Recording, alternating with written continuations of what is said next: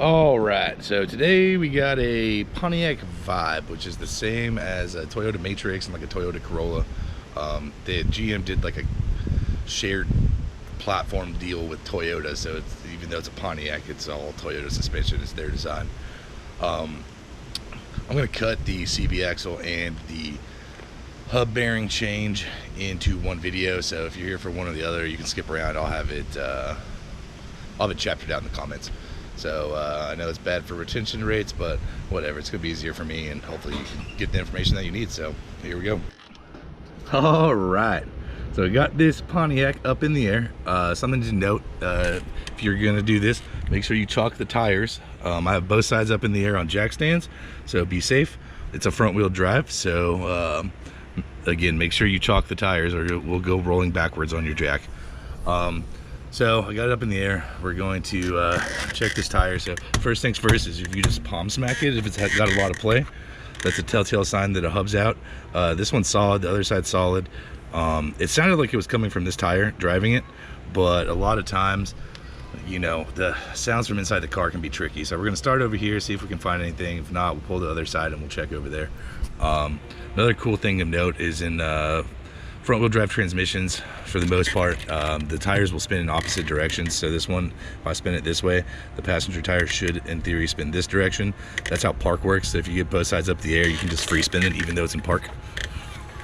But it sounds like some dragging in there, maybe a little bit of grind. So I'm gonna get this tire off. We'll see what we can find in here. I also want to point out, this looks like Terry's handiwork here with some construction screws. My guy. Sheesh. All right, lug nuts are 21 millimeter. If you've never done one of these little caps before, so you just put the lug on the little cover and just do it by hand, and then you take the lugs off. So I'm gonna pull these off, see what we can find under here. So what I'm gonna do is I'm gonna go to the other side to spin the tire, and I'm gonna leave this camera sitting here underneath. It probably won't be able to see. I don't think I have a spot I can put it to see, maybe in this chair, but I'm gonna spin it with the wheel turned, right, and you'll hear this axle clack, clack, clack, clack, clack. So we're gonna have to swap out this CV axle here, and then we'll also, while we're in there, we're gonna go ahead and just get new bearings. So this is not a hub assembly, this should just be a bearing. So we'll get new bearings for both sides and we'll pack them and put them in as well. But I'm gonna leave this over here, I'm gonna run to the other side, and we're gonna spin it and see if we can't get that on camera.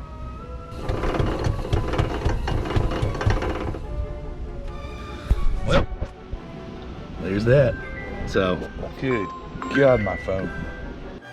Okay, now that we know we are swapping the axle, step number one is going to be to remove the brake caliper. So, this is a 14 millimeter on the top caliper bolt. So you take the top one out here, and then the bottom one. And this will wobble off, and then we'll pull the caliper bracket, which is a 17 millimeter. So I'm gonna get this caliper removed, and then I'll show you where the bracket bolts are, which is back there, but we'll handle that in a second. So let me get this caliper off. So you just take these out, wiggle it off. All right, so with the caliper off, just pop your brake pads out, carefully set them to the side. Like so. So I want to put them in orientation, so I'm gonna know front back, just because we're going to reuse these. So the caliper bracket, got 17 millimeter here, 17 millimeter down here. So we'll take those off, and this whole bracket will just plunk right off, and then the rotor will come off as well. Also, if you're new, I will have a link in the description to the CV axle and the bearings. If you're not in a hurry, you'd like to order them through Amazon, they will be cheaper. And we are Amazon associates, so that is the only way we currently get paid for these videos. So it'd be very much appreciated. But all right, took the bracket off, 17 millimeter bolts. So now the rotor's gonna come off. Sheesh, little warm. I like to make sure I lay rotors on cardboard if possible. All right, I'm gonna get a zip tie. We're gonna hang this caliper up, and then we are going to go about removing this CV axle. Okay, so I zip tied the brake caliper up to the strut because that's not coming out. Now what I'm going to do is, before I take any of this apart, I'm going to proactively go lower the other side. So when you're doing a CV axle, right, if you drop the other side to where it's tilted up like this and only this side is raised, when I pop that axle out, I'm gonna minimize the amount of transmission fluid loss. Right now it's sitting level, so when I pull that axle out, fluid's gonna run out and drain, and it's gonna be way more than if I can orientate it in such a manner that it's pushing towards the passenger side. So that's the plan. So I'm gonna go drop that side, then we'll come back, handle this area. Okay, so I forgot to mention this earlier, so I'm gonna cut it in now, so it might look a little weird, but essentially before you take the nut off, there's a little channel right here, and the end tab of this nut is supposed to be punched into it. I noticed this one wasn't, so I just zipped it right off, but I think I forgot to mention it. So make sure you check that, and then if it is, put a flathead or a little punch underneath and pop it back up so you can take the nut off without tearing stuff up. Okay, this axle nut is a 30mm 12 point.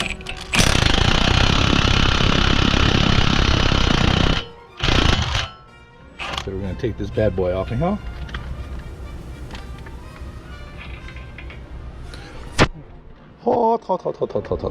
Whenever you're pushing on your tire to check your bearings or hub assemblies, right, because this is front wheel drive and has a CV axle, it may not have play even if it's bad, so you can loosen this nut, put your tire back on, and then check again, and a lot of times that will show the play in your bearing. In this case, I'm gonna already change them, so I'm not gonna put a tire back on to check it. But if that's what you're trying to check and you have like a hum or something and you don't find an axle issue, that's a good way to check for play. Just make sure you loosen these nuts. You don't have to take them all the way off, you just gotta loosen them.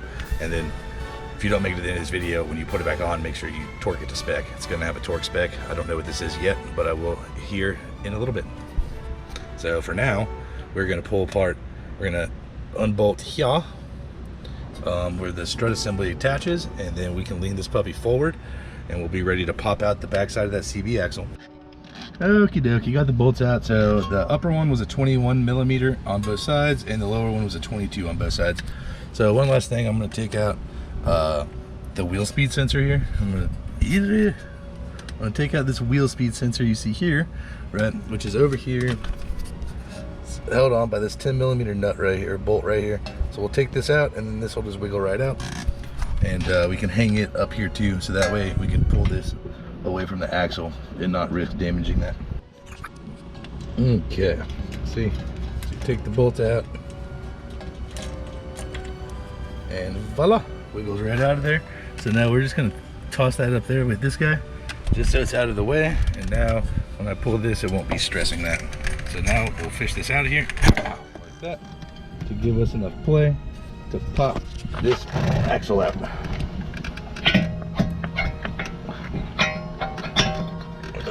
Yeah. It takes a little bit of oomph, but let me see if let me set the like here. I don't know if you can see anything but my daggum leg, but I mean, it just comes right out of there. It just takes a little pushing, a little doing. Now, lower ball joint. Boot looks good. That looks fine. Let's spin this. Oh my God. Hey, look at how jerky this is. Oh yeah, that's real bad. Okay. But for now, this is ready to come out. I don't like to change these until I have the new part on hand. So I'm gonna go get the bearings, the axle, all the goods, and then we'll pick up. All right, if you're here for the CV axle, right, you can skip ahead. I'll have chapters in this, right? This is as far as you need to go. It's ready to just pop out with a pry bar, swap the new one in, wham bam, put everything back together.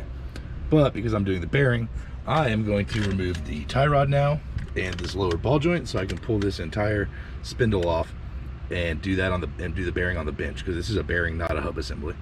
So I'm gonna remove that stuff now. If you're here to do both, or if you're here for the bearing, keep watching, I suppose. Okay, cut the cotter pin out, so looks like it's an 18mm. So we'll pop that off. And what I like to do, when I'm trying to remove a tie rod end without damaging it, so you take the castle nut, put it back on upside down.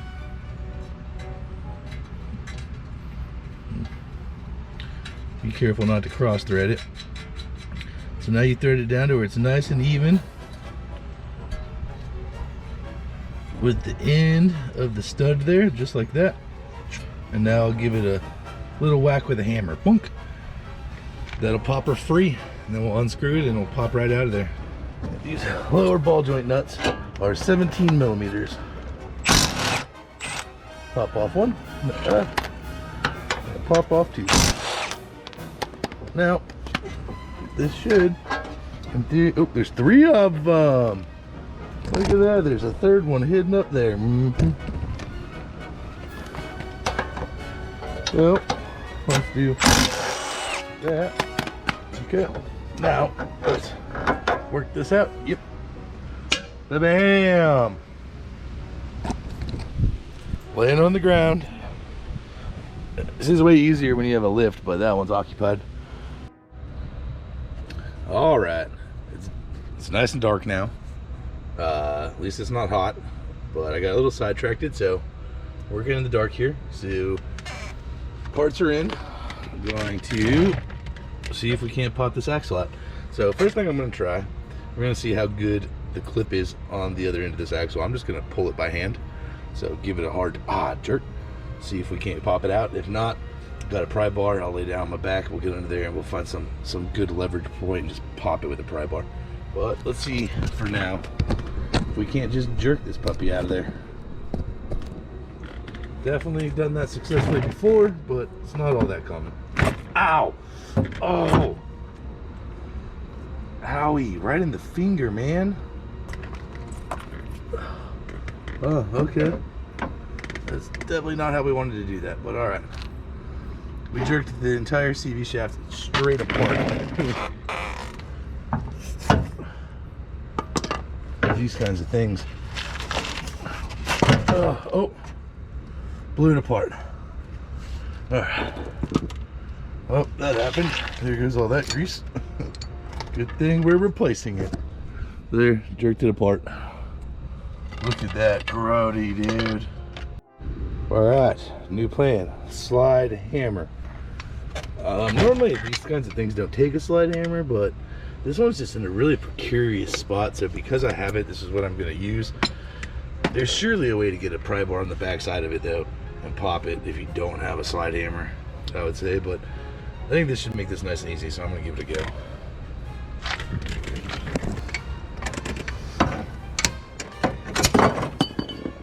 Got that son of a bitch. Oh no, there's the training fluid. Oh no, it looks dirty. Oh no, I didn't think that much was going to come out.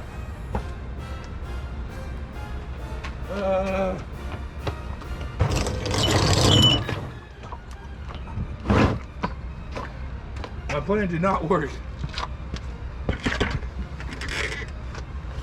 So, when you do this is never easy. Well, you gotta get it lined up on the splines down here. Right, once you have it lined up, you just gotta grab a hold of it with both hands and just push it real hard, and it will click real loud and hard into there, and then you're good to go. Naturally, as soon as I turned the camera off, I got it almost immediately. Went right in, gave it a hard push, wham bam, click, done, finished. All right, time for the bearings. Man, I can't believe that puppy just went right in there after I turned the camera off. That's pretty funny. But, all right, so now the plan is, I know it's dark, I'm walking in the shop here. So what I'm gonna do is I'm going to, for the wheel bearing, if that's why you're here, I'm going to pull the spindle on the passenger side now. And I'm gonna show you why. So, let's over to the workbench. So the way this bearing works, if you wanna try and do this at home, right, you got this snap ring here. So you have to remove this snap ring. This hub here is this innermost lip here, right? You have to get a press. They have like a specialty press for this. So you press this out this side, plonk, right? Then you remove this snap ring. Then there may or may not be a dust shield plate that you have to pop out with like a small flat head or something to remove that. Then you're gonna press this entire bearing assembly and race out this side. Well, that's hard. My press is broken and I quite like our machine shop guy. So I'm gonna pay him to do both of them. So he's gonna swap those out. And that seems like something that you don't want to tackle. I'm telling you, I don't think any machine shop out there who tackles these kinds of things regularly are gonna charge you much more than 50 to 100 bucks. So I'm just gonna pay the money to make life way easier. Just have them do it. All right, next day here. Gonna go ahead and throw the spindle and bearing back in. I'm real happy he did that. So we're gonna slap it back together now. I'm not gonna video putting it back together.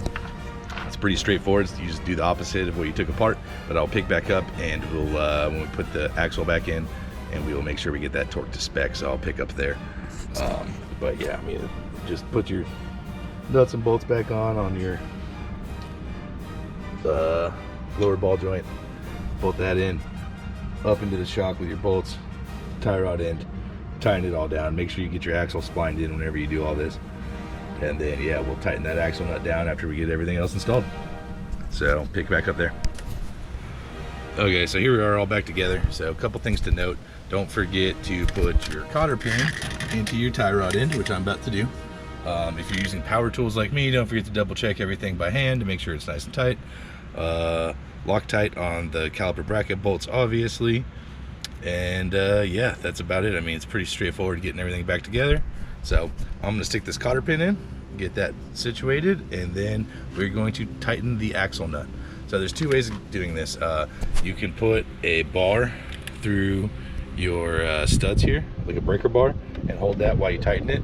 The torque on the nut is 159 foot-pounds. Or if you have an assistant, you can have them sit in the car and hold the brakes while you tighten it, which is what I'm gonna do because I have one sitting right over there under the patio. Now, important thing to note with that before we go about doing it, if you're gonna do that, make sure you have both brake calipers reinstalled. So if you're doing both sides, you have to get them both reinstalled. Otherwise, you'll depress a caliper off of the vehicle and then you'll have to repress it and reset it, which isn't that big of a deal, but you know, it's easier if you just put it all together and do it. So let me put this cotter pin in and I'll go get my assistant and we will tackle tightening this nut to torque and then hammering it down into the channel. Assistant Maddie in the house. Yeah, you can like either just reach your foot in there and like pump it like a couple times and then hold it, or you can sit in there, it doesn't really matter. It's a different nut on it. Oh. Got it. All right, thank you. Thank you. Flawless. So yeah, they put a 32mm nut on the import direct axle. And then the one that was in here, which I think, I don't know, I've never seen an OEM one, but the OEM one is a 12.30mm axle nut.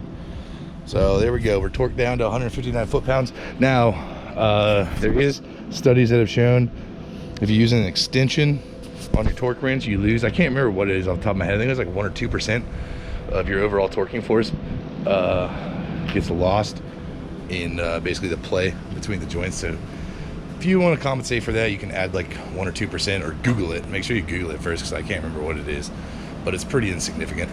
So all right, I'm gonna go put this away and then I'm gonna punch these down and we'll be finishing up. All right, I was gonna just enjoy my music, but I wanted to show this real quick. This side on the replacement axle with the 32mm nut, that one folded over way easier and way better than the other side that was original. And again, I don't know if it's original, someone may have replaced these before. It's got 160,000 miles on this old Vibe, but you know, that's how it looks. You just, that one real easy, just pink to both sides with the punch and right down in there, good to go.